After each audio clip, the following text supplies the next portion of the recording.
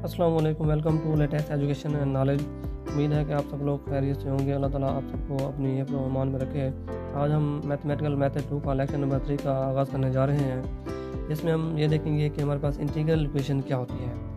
तो सबसे पहले हम इसकी डेफिनेशन को देखते हैं कि an integral equation is an equation in which an unknown function appear under one और मोर इंटीग्रेटिंग साइन। मीन हमारे पास कोई भी इक्वेशन जो होती है वो इंटीग्रल इक्वेशन कहलाती है अगर उसमें कोई भी अननोन फंक्शन जो है ना एक या एक से ज़्यादा इंटीग्रल साइन के अंडर हो, वो इक्वेशन हमारे पास इंटीग्रल इक्वेशन कहलाती है। अब इसकी जो मैथमेटिकल फॉर्म है वो हम इस तरह से लिख सकते हैं कि y is equal to a से b phi of x d of x, और इसकी दूसरी फॉर्म को हम इस तरह भी लिख सकते हैं कि y is equal to a two x psi of x d of x. यहाँ पे हमारे पास ये दोनों लिमिट्स हैं, ये कांस्टेंट हैं इस फॉर्म में, और इस फॉर्म में जो दोनों लिमिट्स हैं वो हमारे पास यहाँ एक वेरिएबल है और एक कांस्टेंट है। ये जो फॉर्म है ये हमारे पास फ्रेडहोम इंटीग्रल इक्वेशन कहलाती है, और ये जो फॉर्म है ये हमारे पास वोल्टा इंटीग्रल इक्वेशन कहलाती है। अब ये कैसे कहलाती हैं, क्यों कहलाती हैं, ये हम नेक्स्ट वीडियो में देखेंगे डिटेल से।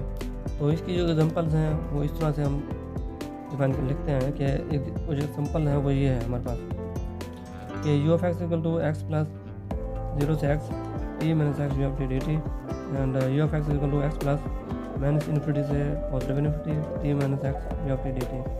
तो ये जो हमारे पास इंटीग्रल इक्वेशन की एग्जांपल है ये है हमारे पास वोल्टा इंटीग्रल इक्वेशन की एग्जांपल, और ये जो है हमारे पास फ्रेडहोम इंटीग्रल इक्वेशन एग्जांपल है, ठीक है ना। तो ये हमारे पास कोई भी फंक्शन होता है एक्स, यहाँ पे भी, और ये हमारे पास जो टी माइनस एक्स है ये हमारे पास क्या है, कर्नल ऑफ इंटीग्रल इक्वेशन कहलाता है, ठीक है ना। उसके बाद हम देखते हैं कि हमारे पास लीनियर इंटीग्रल इक्वेशन क्या होती है।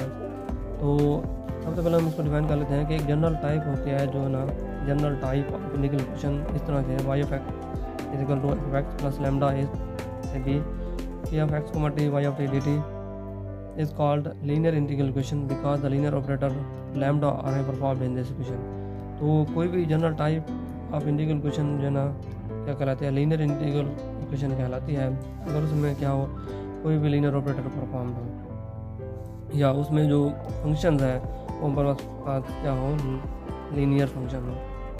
अगर वो फंक्शन लीनियर होगा तब तो हमारे पास जो इक्वेशन होगी वो लीनियर इंटीग्रल इक्वेशन कहलाएगी। अगर फंक्शन नॉन लीनियर होगा तो हमारे पास इक्वेशन नॉन लीनियर कहलाएगी, ठीक है ना।